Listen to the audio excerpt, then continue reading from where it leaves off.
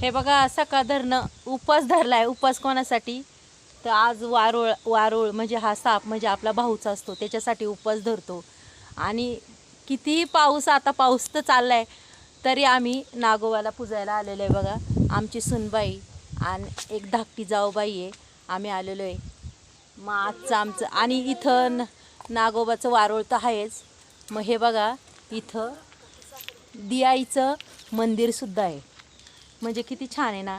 ह्या देवीपाशीचं अगदी वारोळ आहे आणि इथं शेजारीचं मंदिर आहे. खूप भारी वाटतं बघा.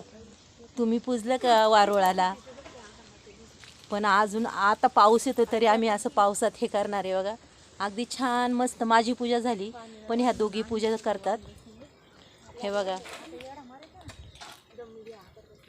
हे बघा आता जाऊबाई तर नारळ फोडतात.